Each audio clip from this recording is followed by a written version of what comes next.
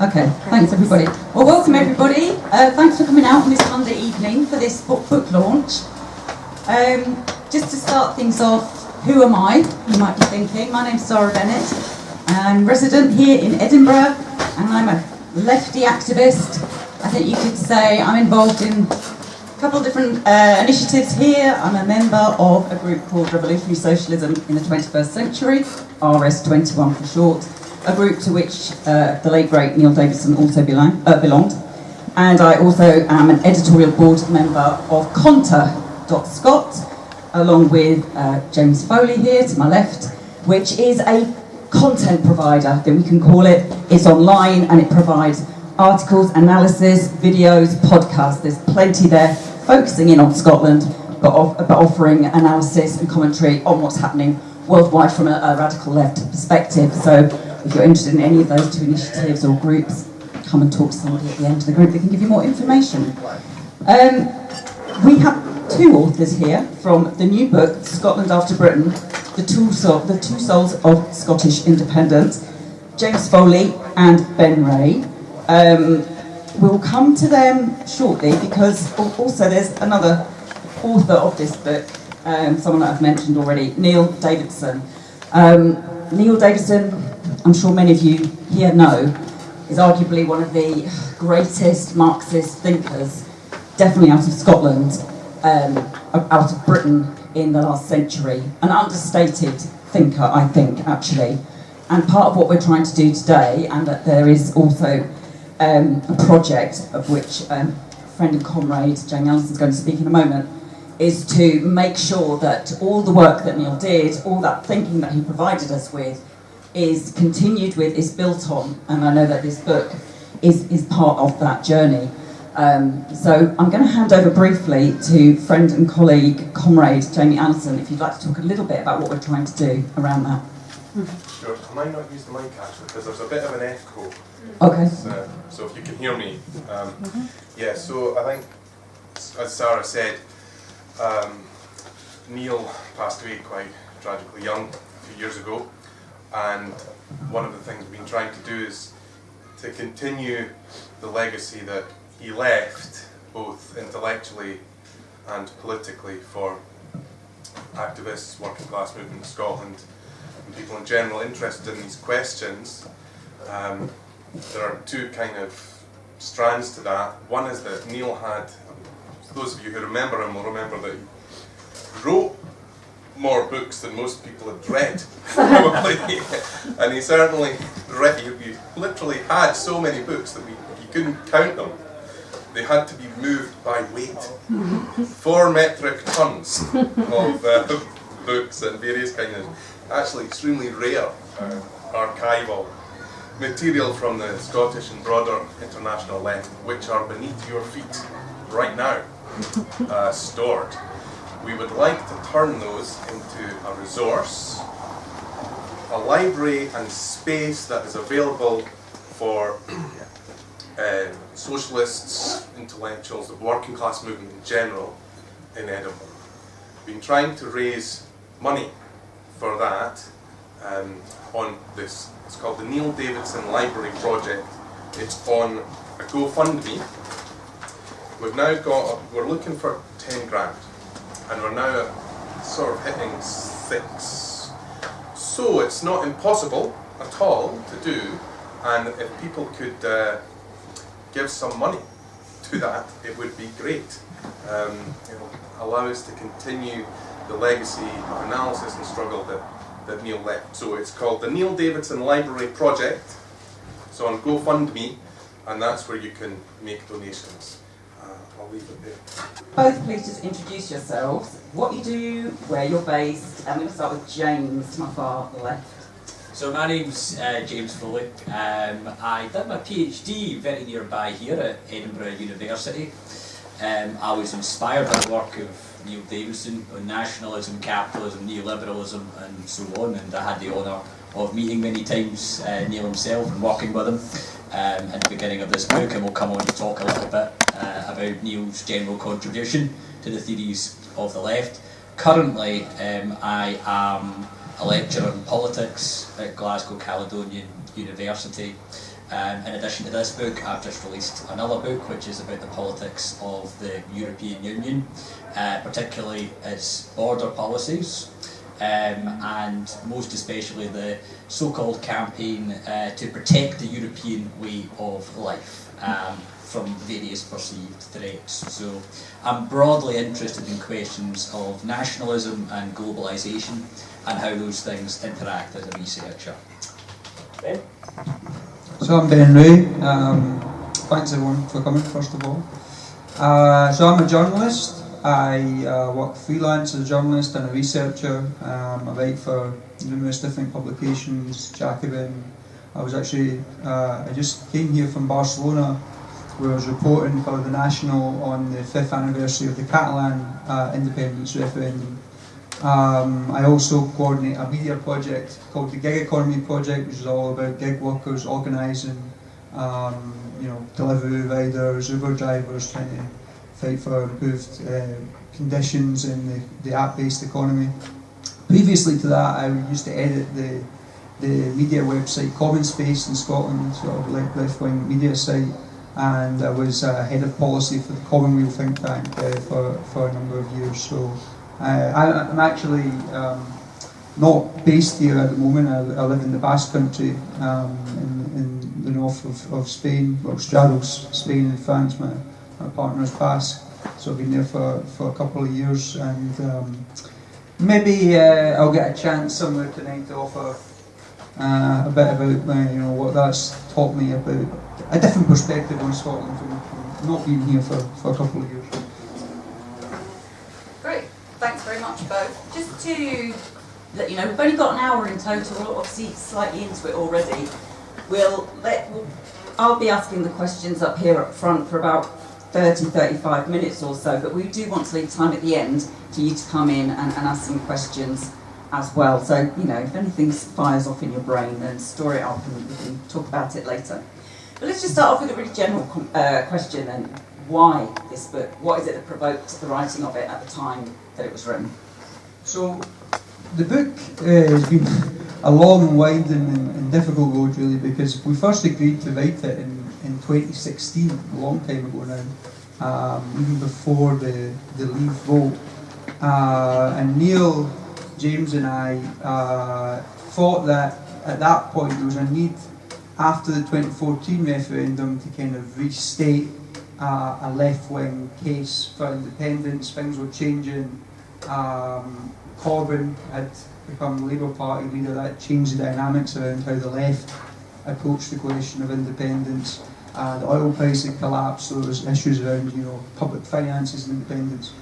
So that's where it started. But then the Leave vote happened. There was the Brexit crisis that lasted really up until the 2019 general election. And at that moment, British politics was in flux. It was quite difficult to see where it was going. So for 3 years, the book kind of, it was never on pause. We were always discussing it, but we never really got to kind of properly develop it because it wasn't totally clear, what the premise was, because things were changing very quickly. In 2019, we started to kind of put it together, and then, as already been explained, tragically, Neil was diagnosed with cancer, and then he died in the kind of early phase of the pandemic in 2020. So then James and I, thought about what we were going to do about it, because we'd already put work into it. Neil had told us he wanted us to finish it. And it's kind of ironic that at that time, actually, the political situation started to become clearer. And we started to kind of have a clear idea of what we wanted the book to be about. Brexit was clearly definitely going to happen after the Boris Johnson won the 2019 general election. That also killed off Corbynism. And also probably the most important thing is for us is what the SNP was becoming had become very, very clear by that point, where really it had become sort of new political establishment in Scotland. Independence had gone from in 2014 being something quite radical, something quite grassroots about disrupting British power, and by 2019, 2020, it started being used as a means for this party of the dominant party in Scotland, hegemonic party, They've won 8 out of 8 elections after the 2014 referendum, been in power now in the Scottish Government for 15 years, and start becoming something different when it's being used to reproduce the status quo. And so we wanted to write a book that was a kind of a critical perspective on that, from a pro-independence perspective, but it was critical of what had happened to that project sort of in the SNP's hands. So that's really, I think, is the kernel of the book. That's the main idea of the book, is to critique that, analyse how that happened, and also to look at what would it take to bring back a kind of radical edge into independence politics again. So that's what the book became. It's not how it started, but that's how it evolved, and that's what we ended up writing. We'll come back and maybe look at that critique of the SNP in a bit more detail in a bit. But you do say at the beginning as well, it's unashamedly sort of a Marxist tradition that you stand in. And you do say it might seem like a peculiar starting point for assessing the dilemmas of nationalism, and yet then you go on and you do exactly that. So do you want to just expand that maybe, James, this idea of Marxism and nationalism? Because obviously this is where Neil Davison's tradition comes in, and in fact the influence of Neil over the book. Yeah, I mean, Neil was a world-class Marxist intellectual and is increasingly being recognised as such, and one of the most serious thinkers that we've produced in Scotland for some amount of decades, absolutely. But I mean, personally speaking as well, one thing about Neil was he always had time for you, right? See, when I was basically an unemployed bum for a few years, right? Before I was the serious intellectual I am today, right? No, seriously though, Neil always had time to take you for a coffee. He always had time to discuss big theoretical issues with you and to take you seriously, even if I'm sure many of my questions were entirely daft at the time, right? Neil always had that time for you, and there's so many people, I think, that owe their intellectual development in Scotland to Neil and his interventions. Since, for some amount of time, there has been a sort of presumption, I think, in a lot of academic research concerning nationalism, that essentially Marxism is like the punching bag that you start with, right? Before you go on to a more serious mode of analysis. There's a number of kind of famous quotations around there, but there's famously Tom Nairn said it was like Marx's greatest historical weakness, right?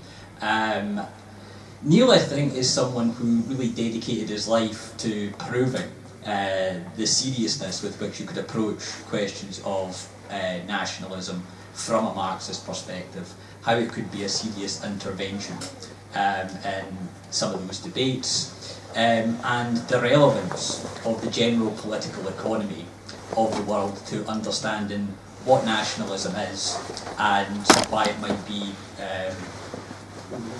the relevance of capitalism to understanding that. So, for instance, that's kind of inspired in the book, right, with the amount that we pay attention, not simply to people's sense of Scottish identity and how that might have been inflamed by things, but also the relevance of the crisis of neoliberalism that happens after 2008. And one of the things I think that Neil emphasised was the sort of disruption, the disconnection between the earlier phase before the big financial crisis of capitalism and the one that emerges afterwards.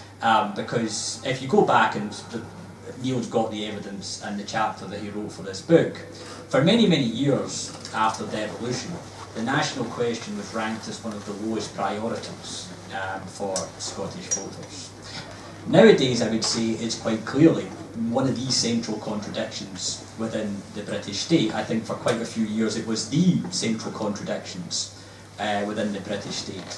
And what we've tried to do to honour the Marxist tradition of class analysis is to understand how that happened and why voters in Scotland in particular felt that essentially the movement of 2014 and subsequently the SNP, for all its contradictions, which I'm sure we will come on to, was a better expression of the anger that we felt around issues such as austerity, such as the decline in living standards, but also the lack of agency that was felt in many working class communities, which was a long-standing thing that was just sort of exploded by the austerity measures that happened after 2010, why they thought that Scottish independence suddenly was the answer to many of those types of dilemmas and contradictions that people felt in their lives.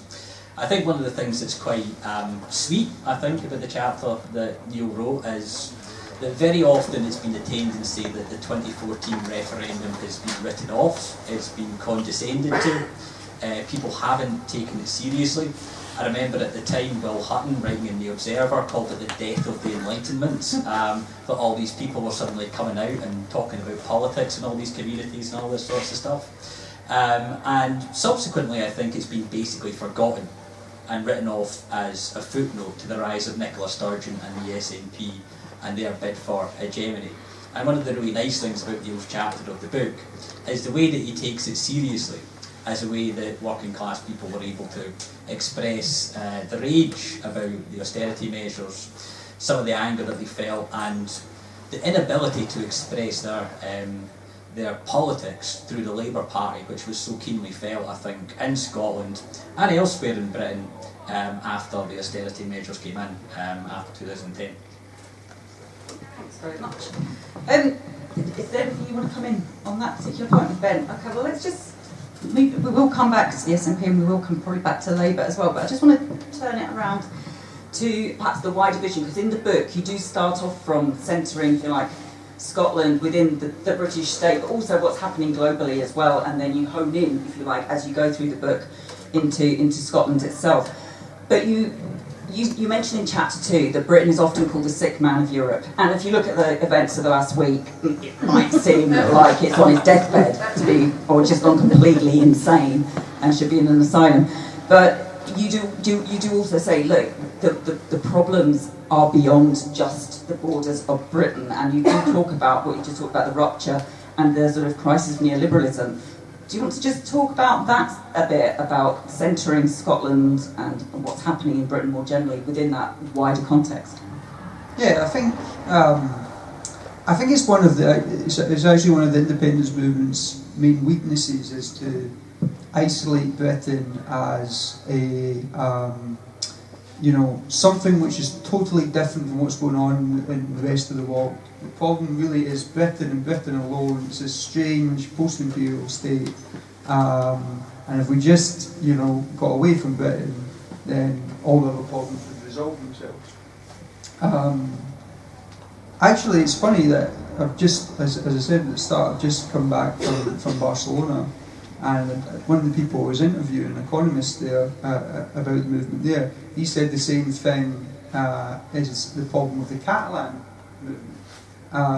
That the concept is Spain is still a kind of post-Francoist state, which is true, and if we just get rid of Spain, Catalonia will be fine, we'll be free. So it's a way of sort of having a very clear enemy, but divorcing that from the wider context of how the global system works. And what he said was, look, in the Catalan referendum in 2017, it was corporations who decided after the referendum vote to leave Catalonia and move their headquarters elsewhere. It was the European Union which decided after the referendum vote to side with the Spanish state. It was the United States which decided after the referendum vote to side with the Spanish state. So the problem for the Catalan movement isn't just the Spanish state, it's these wider institutions of power as well. And I think that's very true for Scotland too, that we have to situate the problems of Britain within a wider context of the crisis of neoliberal globalisation, which takes different forms in different countries. And Britain does have its particular characteristics. Britain is a multinational state, not all states in Europe are. So the national question has been one of the ways in which the fraction of neoliberal globalisation is led to a fraction along national lines in Britain as well, just like it has in Spain. Other ways in which Britain is peculiar is, it was largely, its ruling class was unconquered. So it's a kind of continuity which not all ruling classes in Europe has had, which has meant that some of the forms of democracy in Britain are sort of weaker or kind of older, first past the post, and these sorts of things are kind of relics of that that reality. So there's things about Britain which are different without a doubt, and which are important. But fundamentally, the crisis of capitalism that we're seeing is an international and global crisis. And it's not specific to Britain, and there's nothing. And Britain isn't. Look at what's just happened in Italy. The election of the far right into the government in Italy, which has come as a result of Italy going to sort of a permanent state of crisis, which has now lasted almost 20 years. So we look at Britain and we say, we've had declining living standards, stagnation for a long time. Yes, that's true, but it's not the only country in Europe that's experienced that. These are wider phenomena as well. And why does this matter? It matters because if you only think your enemy is Britain, and the enemy of my enemy is my friend, the European Union is the enemy of Britain, therefore it's my friend, then at some point you're going to hit a wall, because these constraints are real. These constraints on sovereignty, these constraints on people actually having power over their lives, over economic circumstances. It's not just about Britain. It's about global capitalism. It's about global imperialism. It's about European Union. It's about the IMF. It's about the WTO. These are the institutions which rule the world, and Britain is integrated into those institutions. So I'm going on too long, but just a quick thing on the Liz Truss stuff, because I do think it is a remarkable thing.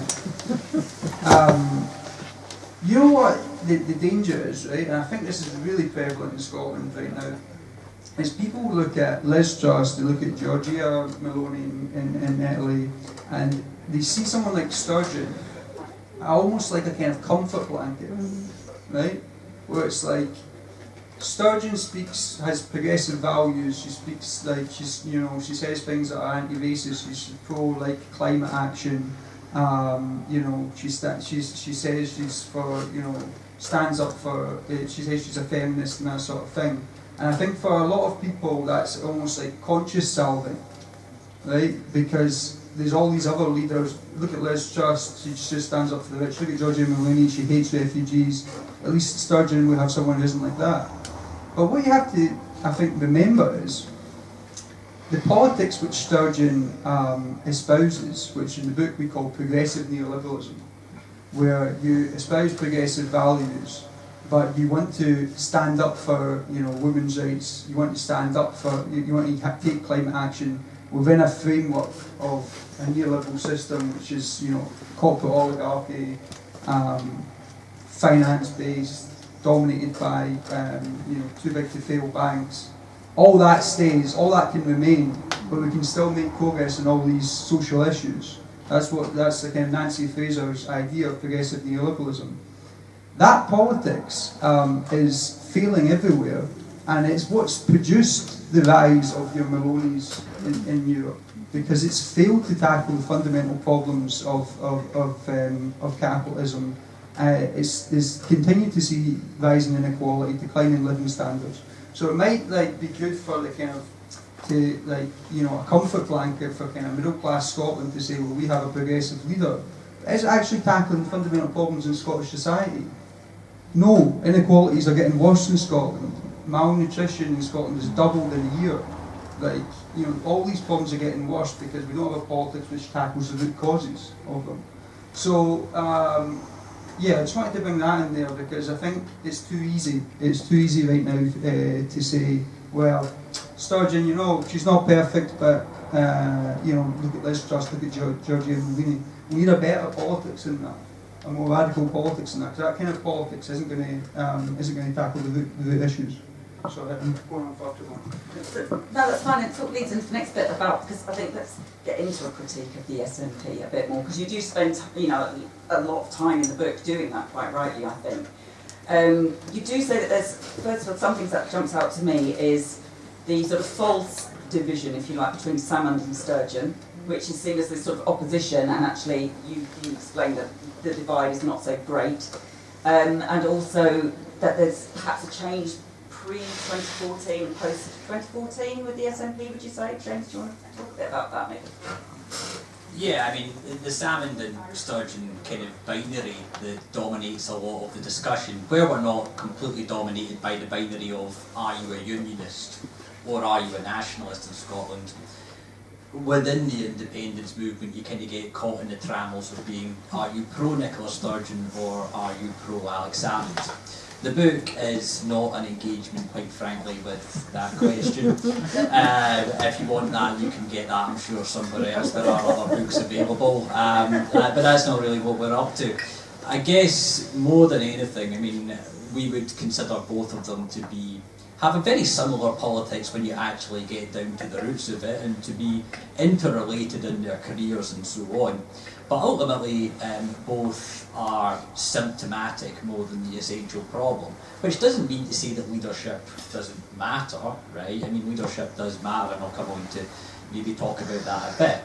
But ultimately, if you look at the SNP's overall trajectory, and if you look at the things that they claim for themselves nowadays, most of the things that happened that were the big claims that can be made for the SNP actually did happen under Alex Salmond. But quite frankly, that doesn't really mean anything, right? That doesn't mean to say that Salmond's a nicer guy than Sturgeon. I mean, Sturgeon was part of the cabinet at the time, etc., etc.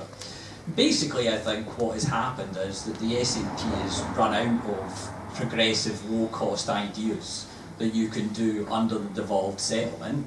That doesn't really reflect on which is a nicer person or anything like that. That's a fact more just about the history of parties of government.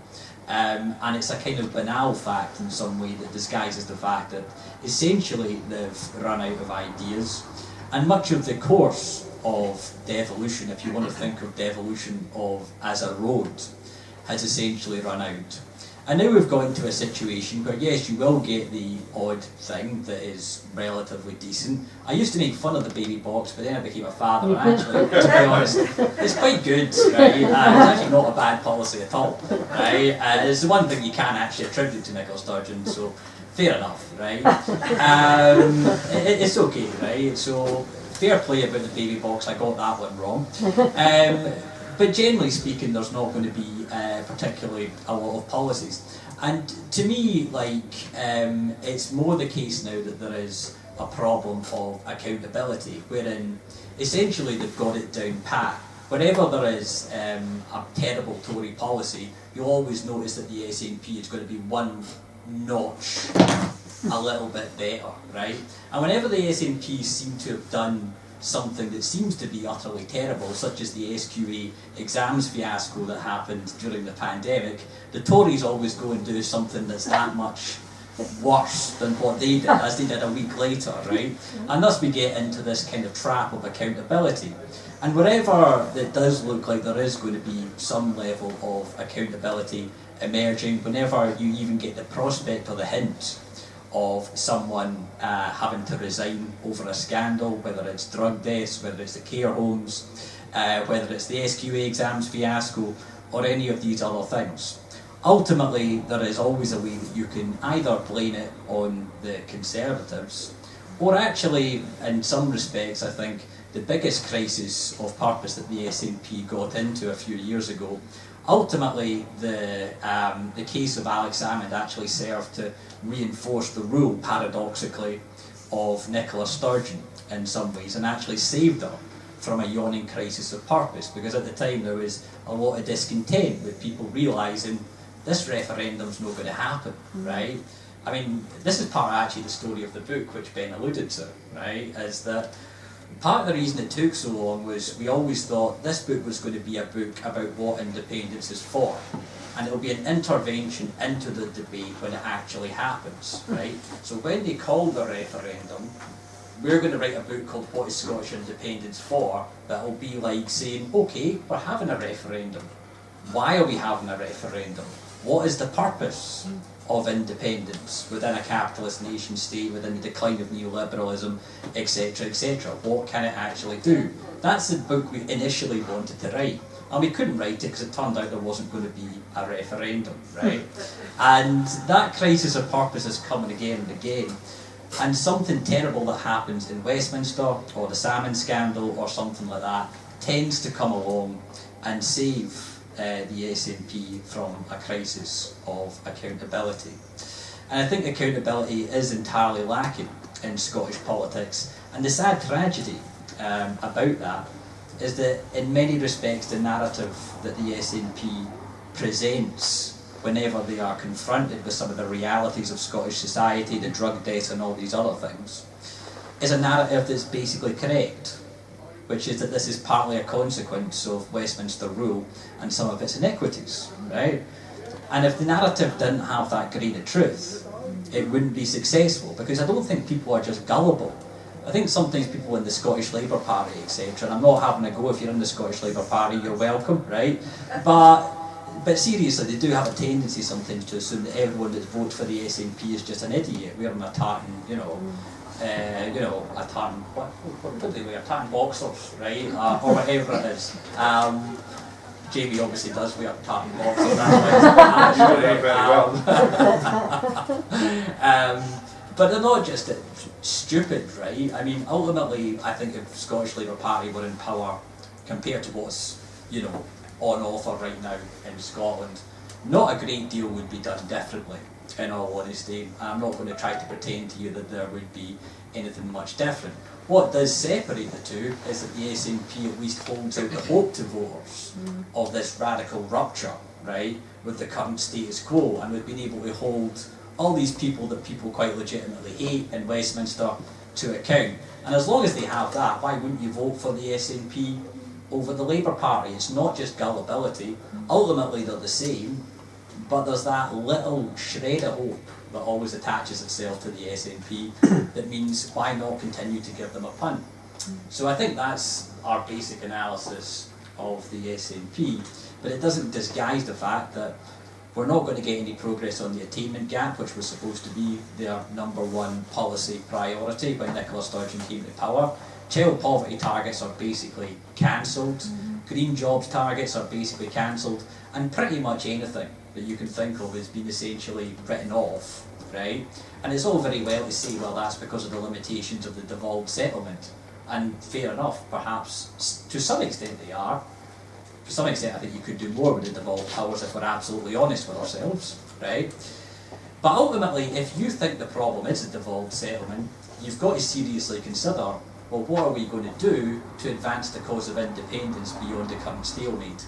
And we'll come on to discuss why perhaps, but I just don't think that the SNP is seriously contemplating independence anytime soon. Well, let's get on to that big question then, shall we? Because we do want to leave some time for questions as well. I mean, the subheading of this book is The Two Souls of Scottish Independence. Obviously, that is alluding to the two souls of socialism, but by Hal Draper, socialism from above and socialism from below, and maybe we're more familiar with that sort of thinking of above and below in terms of the socialist project of the last century. But I think you say that Hal Draper also said it was something that could apply to lots of different movements on capitalism, and you're taking it up here in the independence question. So what do you mean by the two souls of independence?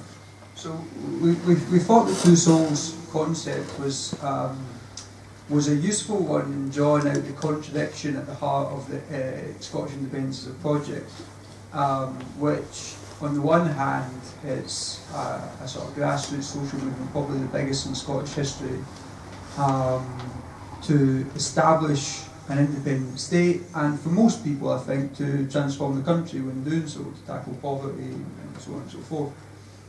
On the other hand, it's a sort of legitimating principle, as James has just outlined, for the governing party in Scotland, which, let's remember, the Scottish Parliament is part of the British state, it's the devolved part of the British state, and for those people who are kind of the embryonic sort of embryonic ruling class of an independent Scotland, the kind of SNP leadership and the kind of corporate lobbyists, the coterie which surround that leadership. Independence is both a way in which they can reproduce the status quo of Hollywood by using independence as a lever to say vote for us, as they've done in every election since 2014. But it's also, I think I'm sure they genuinely believe in independence, but the idea is they want to be, the new elites, and they want to create a state which essentially, and they'll say this, we want to be a normal country. We want to be a normal country in Europe, we just want to have the powers of a normal country, and basically they want to do the same things as all the other nation states are doing, which is a disaster when it comes to tackling the fundamental problems that we're facing. So the two souls is trying to bring out that contradiction between the social movement on the one side and the party of government on the other. So it's two rival meanings of independence, it's rival interests that they have in the independence project. Grassroots activists don't have a political stake. They're not benefiting in any way from their activism. They're just doing it because it's something they believe in. And also it's conflicting class positions, within Scottish society. Hal Draper's concept was obviously from a different time. What he was talking about was, on the one hand, the sort of Stalinist states of the Soviet Union. That was socialism from above. But also socialism from above was the old parties of social democracy in Western Europe. Also it was the old trade union bureaucracy. And basically the idea is you have a passive movement that supports these great leaders by voting every 5 years or by having a trade union membership subscription. That was the idea of socialism from above, that the great leaders would do the work for us. And socialism from below, in Hal Draper's time, was rank and file trade union movements, May '68 mass movements, people taking power into their own hands and having a different concept of what democracy can be, beyond just voting once every 5 years, taking control over their working lives, their communities, and so on and so forth. So it doesn't, we're not pretending that independence from below is comparable in any way to any of these movements of the past, but it's a possibility, it's a kind of pole of attraction, and it should be more of a pole of attraction, we believe. Independence from above, since 2014, has clearly been the dominant part of the independence project. No one can deny that. Most people think, just get behind Sturgeon, just support Sturgeon, she'll deliver the goods. But what we want to do is what we try to do in the conclusion of the book is kind of look at what an agenda of independence from below could look like, and how we can build and develop that. Do you want to add anything to that in particular, James? Well, just in terms, it can sound like an abstract concept, right? But you have to remember how much the movement of 2014, in many respects, terrified elements of the establishment at the time. It seemed to literally reduce people to the point of absolute tears. Although it also apparently reduced Her Majesty to the point of absolute ecstasy, of course, when we lost. But the 2014 referendum movement is often, as I said, is treated as a footnote now to the rise of the SNP. But for a large part of that, and the part I think where it was most successful in winning over people to the cause of independence in some respects, that was a period where essentially they had lost entire control of the movement to the grassroots. And it was quite openly talked about at the time that meetings were just kind of springing up. And it's easy to say, well, that was because of this left campaign, it was all because of us, because we're the left, etc., etc. But more often than not, I was just seeing them popping up randomly by people in their own communities that had nothing to do with the organised left whatsoever. And in some ways that's more sociologically interesting when you start seeing that. I remember I went to a meeting on an island of 300 people and 200 people turned up to the meeting, do you know what I mean? And this sort of thing was just kind of going on all over Scotland. And though it did terrify the British establishment, I think also there was a sentiment amongst the SNP that said, we have to get this in-house and we have to control it, right? And we have to neuter it in a very of its dangerous content. And I think that was kind of done quite successfully after 2014. Partly because you have to remember we're dealing with a movement with a sense of defeat. And the first thing that they wanted to do, I think, people after 2014, was to punish the Labour Party, right? Because the Labour Party was seen to be complicit with Better Together campaign, which was also a coalition with the austerity coalition of the Liberal Democrats, David Cameron and all that at the time. And there was a kind of sentiment that went around with a lot of people just saying, those nasty red Tories, we've got to do something to get rid of them. And to be frank, I think it was sort of a liberating moment, right? When much of Scotland in 2015, the year after the referendum, did get rid of their local Labour MPs, who had just become expectant of the fact that they would be re-elected by the Scottish people regardless of their actual feebleness in opposing austerity measures, etc., etc. So quite rightly people wanted rid of them, right? And quite rightly that felt like a moment of liberation at the time. But it's almost like the movement that was defeated cast up this sort of golem of Sturgeonism, right, in order to take down the Labour Party. And what was created in the process was a very top-down model of what independence would be about, where like we can just enter these elections, continue to punish and humiliate the Labour Party, etc., etc., and that sort of seems like enough. In addition to which, you always have the sort of moral insulation, I think, that Sturgeonism, the SNP and all that offers, particularly to the Scottish middle class, but to all Scottish people. I think there's a sense of soft-end nationalism in Scotland emerged, which is about how we're kind of a better people than the English, right? We're not racist like they are, we're not this like they are, we're not that like they are, and so on. And it can feed this sense of smugness and self-satisfaction, to be honest, that goes with the top-down nationalism of the SNP.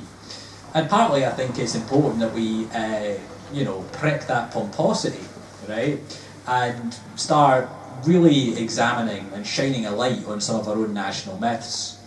Acknowledging that national myths can have a degree of truth about them, right? And the degree of truth is that Scotland does vote to the left of Labour in most of England, pardon me, Freudian slip there, of England in most elections.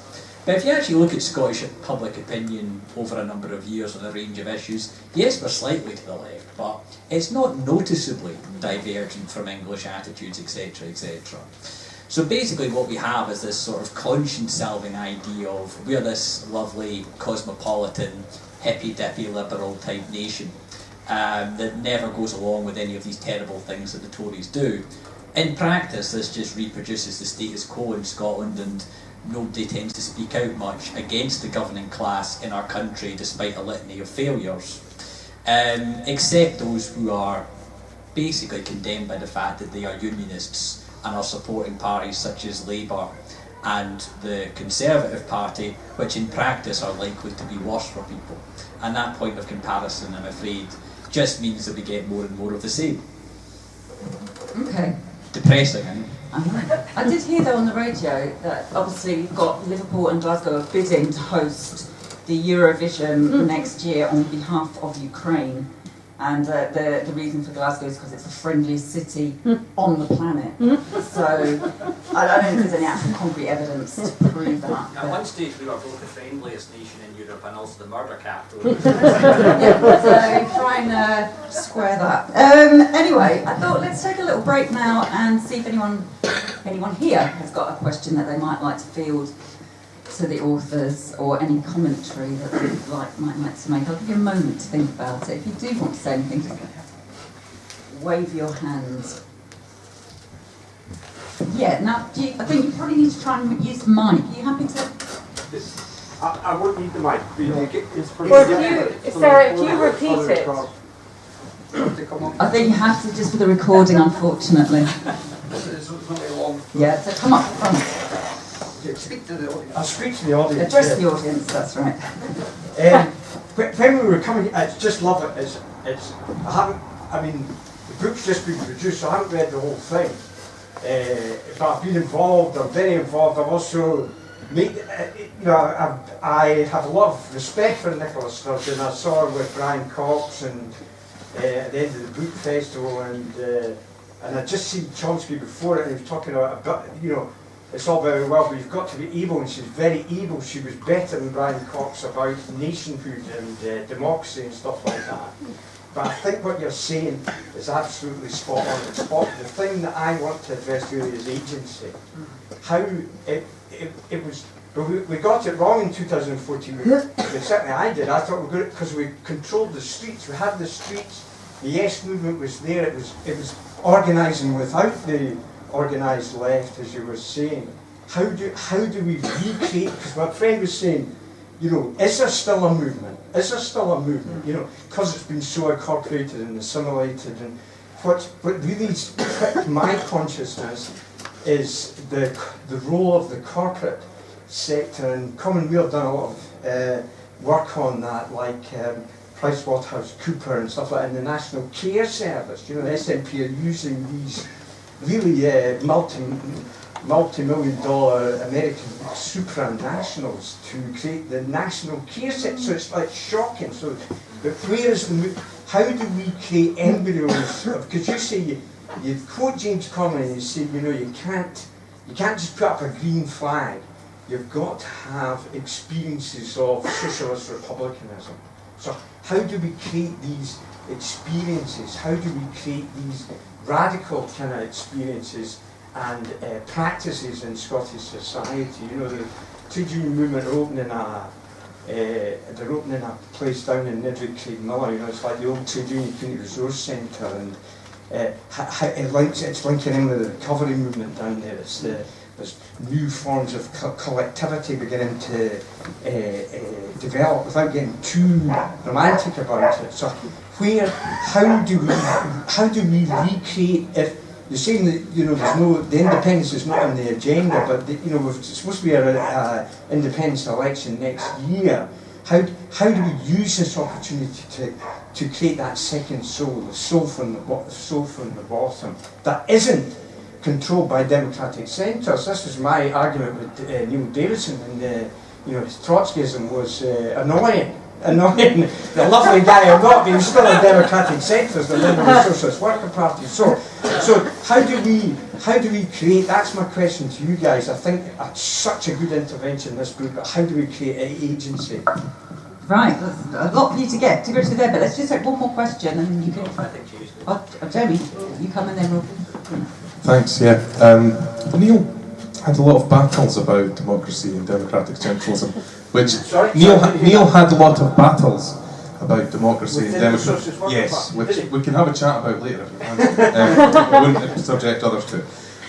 It's a similar question, but maybe a bit more sort of concrete, which is there are actually, so for example, on the one banner there was a massive demonstration on Saturday, and a few of us, I think, we went to the kind of trade union focus thing that was going on, supporting RFT and ASLEF before it, and then I went up the Royal Mile after that, and it was huge that all under one banner went. Now I'm not saying that folk there were, probably a lot of them would have had opinions on the left, a lot of them wouldn't, and I just thought, okay, we had a reasonable turnout of the trade union one, 300 people, we would be lost in this crowd, we would be sunk in this sea of salt tires and bagpipes and line rampants, and what do you do about that?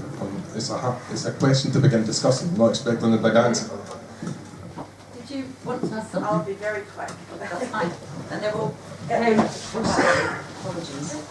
I'm a sociologist of technology, so I think a lot about how we talk about and think about science and technology, and this idea of kind of the false hope of, if we just vote for the SNP, kind of sounds like if we could just harness the future of science and tech, everything would be great. And in fact, we're obviously reinforcing a lot of huge issues through the use of these technologies. And I wondered if you'd thought about some of these ideas through the lens of kind of digital sociology and science and tech, and then that sort of false hope as well. Thank you. Right. You want to come back on that take first? that one, that's more tricky. Well, one of the things I've wrote about in the past, and it does kind of make its way into the book, is And it is, I think, a product partly of the social media culture that we kind of live through, right? Is the weird parasocial relationship that exists between ordinary people, right? The most politically motivated generally, but also quite ordinary people, right? And these political celebrities, right? Essentially, where rather than us seeing politicians as representatives of us that we hold to account, right? We essentially see politicians as pals, right? And we are giving them moral support because they're under attack. And this happens almost across the ideological spectrum, right? And seems to be very much a consequence of technological shifts and how they've impacted on people's consciousness. So you have it on the left with Bernie Sanders, or Bernie because he's our pal, right? And Jezza, who's also our pal, and AOC, who's also our pal, but also the Donald, right? He's our pal. Boris, he's our pal. We haven't quite got Liz yet, right? Maybe that'll happen soon. But also, Sturgeon, right, is a classic centrist politician, right? A boring managerial centrist politician. I'll come on to that in a second, right? She is, in many respects, a very talented politician for reasons I'll talk about, but also a boring managerial centrist politician. And yet people think, Nicola's my pal, right? And there's all those JD Godley videos which you'll have seen on social media, Frank at the door or whatever it is. And this is like I don't know, I mean, you didn't see this around Tony Blair or anything like that, right? And quite rightly so. It does seem to me this is a symptom of technological change and shifts in political technology and political communication and marketing and so on. So I wondered if that's the kind of thing maybe you might have been thinking of as well. In relation to Nicola Sturgeon, I'm not denying that she's a talented politician of a sort. I mean, one of the most talented politicians that's been produced over the period. But she is also a very peculiar type of politician, almost like, I think, a throwback to the sort of managerial, technocratic, centrist sort of politician of the 1990s ideal, right? Of the Third Way, the Blair era, etc., etc., with little bits of progressive flourishes that sort of take her a little bit away from that, but nonetheless, basically an old-fashioned centrist politician and effective at it. The curious thing I think about Nicola Sturgeon is that she, has flourished in an era where politicians like that have, generally speaking, suffered a great deal. And even Keir Starmer, yes, he's 33% ahead in the polls, right? But everyone hates him, right? It's not like he's got people saying, oh, Keir, he's my pal, right? I'll get my social media and I'll go and support Keir because I love that guy. Nobody thinks that, right? But they do think that about Nicola Sturgeon, which I think is curious. I don't know how you can just remake 2014, if I'm being honest, in relation to your other part of your question. In some ways, I think 2014 is a consequence of the fact that normal channels of political resistance at a time of economic crisis are kind of blocked off, right? I mean, traditionally people would have gone through perhaps the trade union movement, or a centre-left party perhaps, like the Labour Party, or a communist party. These are the kind of mass organisations of the past that didn't quite exist the way that they perhaps might have done after 2008, after decades of the neoliberal settlement. And in some ways, I think Neil was fond of quoting, I can't remember the exact words, but there was a French theorist who says something along the lines of, if the normal channels of class struggle are sort of off for people, they'll find ways of expressing that energy somewhere else. And I think when I look at 2014, in a lot of ways, yes, we did things right as the left, but ultimately it wasn't about the left, and it's not the story of the left. It's a story of ordinary people being very, very antagonised by what the Conservatives were doing at the time, about the lack of democracy in their community. I remember going to communities and people hadn't been talked to by the Labour Party for 30 years. Nobody had knocked their doors, right? But the Labour Party still expected their vote. It's that energy, in a sense, that got transferred. The thing is, though, on the one hand, you can say, well, that's a moment that's not going to come again. But these type of moments keep reappearing in some form or other, right? Because Corbynism happened a few years ago, a few years after, rather. And, you know, it's not quite the same, and in some ways it was more centralised, etc., etc. And yes, everyone thought Jeremy Corbyn was their pal, sadly, which is not the way you should think about any politician. But nonetheless, obviously that was also a symptom of some of those trapped energies that are in the political system, trying to find a form of expression.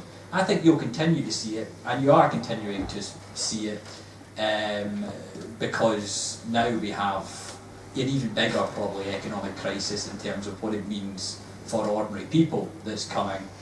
And I think people will find some way to resist, and we just need to know it's happening when it's happening, and I think it will be happening around us very soon, and be more conscious of ourselves as political agents when it's happening, because that was part of the problem with 2014, is we were just so impressed by the fact that people were finally resisting, that we didn't really have a project for thinking about that in terms of an independent left, and everything just got sucked into the SNP.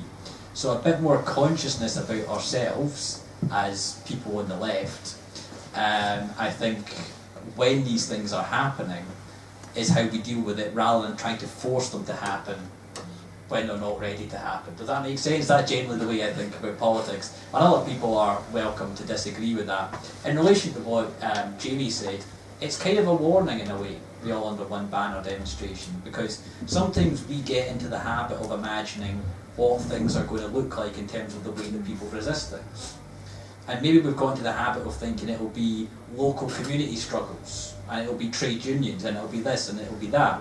We went into that trap after 2008 as well, and ultimately, a lot of the resistance that people made didn't look like that. In fact, a lot of it looked like nationalism, right? And we can be intimidated by nationalism, and we can find the bagpipes, the tartan boxer shorts, although Jamie wears those. We can find all that a bit off-putting. The same way that the French left, undoubtedly, although, you know, there are great exceptions to this, possibly found the Gilets Jaunes movement off-putting. The way that people find a lot of different movements off-putting if there's any nationalist symbolism on them. But if this time, when there is a great economic crisis, it does take the form that looks like nationalism, we have to think about how we address that seriously, rather than just saying it should look like this. Sometimes it won't look like what we expect, and I think we have to be prepared for that to be the case. Yeah, I think you said that James and I thought independence wasn't on the agenda, but I think what we were meaning is something a little bit different. Actually, independence is on the agenda, as you say. It's going to be in the UK Supreme Court. They're going to try and get a referendum. If not that, then Sturgeon's going to pursue, says she's going to stand in a general election on like an independence ticket, right? Independence is always on the agenda in Scotland. And will always be in the agenda in Scotland as long as the SNP are in power, in government, because it's a necessary means by which they win elections and win support for the project. But what it doesn't mean is that these manoeuvres, these like sort of tactical, these sort of tactics, are actually getting us closer to independence. Like I think the UK Supreme Court thing is actually a bad move for the independence movement. I think almost certainly that the Scottish Government will lose that case, and that will be used by the unionist parties to say, look, you know, you can't get a legal referendum, just shut up now, don't talk about it again. But then Sturgeon will use it in a general election. And I'm sure that will help win support for the SNP in a general election, because people will think, well, we vote for the SNP in the general election, they're going to actually do independence this time. Now that's not going to happen. Everyone knows that if 50% plus one voted for the SNP and the Scottish Greens in a general election, Nicola Sturgeon's not going to stand up the next day and declare UDI, declare Scotland an independent country. It's not going to be like a sort of Catalan moment all over again. It's just, there's no way that Nicola Sturgeon's going to do that. But it might get them more support in the general election. So we have to be conscious of the ways in which the SNP use the independence agenda, which is always on the agenda, the way they use it to reproduce their own power. That's the point we're trying to make. On the thing about the All Under One Banner demo, I think the left, we shouldn't be too squeamish about flags. Like, a lot of people on these demos, the flag for the Scottish flag for them, it's almost an expression of working class identity for them, because it's like they're showing the Scottish flag as a rebellion against the UK, and they see that as connected to, I'm standing up for my class and I'm doing it through my nation. They don't see nation and class in contradiction with each other. Now, there's problems with that, of course there is. But I think you have to engage with people on that level who are waving flags because they see it in that way. They don't necessarily fully see the contradictions in the Scottish nationalist project. So I think the left has to engage, first of all. I think that's my point in these demonstrations, and not be too squeamish about it. I'm not saying we should run around assault or anything like that. I'm just saying, get involved. And I do think, like James, that independence, a grassroots movement for independence can re-emerge and can play quite an important role. What I think the left needs to do is inject the aspect of the cost of living crisis, the fact that working class living standards are in their sharpest decline for 70 years, and that we need to fight, to improve people's living standards now. But we also need an agenda for independence, which would actually be transformational on that question, which the SNP do not have. I wrote something during the week on Contour, the website we mentioned earlier, about how the SNP have missed a big opportunity with this energy crisis to reinvent the independence case around energy sovereignty. Scotland is a country with an abundance of cheap energy, renewables, and 60% of all energy demand in Scotland is met through renewables. Yet we're a country with over 40% of people in fuel poverty right now. Right? So that's a massive contradiction. Why is that? We're part of a UK neoliberal energy market, which is based on a sort of marginal price theory, which is a classic kind of Chicago boys neoliberal idea that you pay based on whatever is the most expensive part of the energy mix at that point in time, which at the moment is gas. Gas sets the price for all UK energy, so it doesn't actually matter how much renewables you have in Scotland. You're part of the UK's energy market. You're going to be paying the price of wholesale international gas markets. Now I put it in a technical way, and you want to argue it in a more kind of populist way, if you will, and say Scotland should have a publicly controlled energy system that tackles fuel poverty, that decarbonises the country at the same time.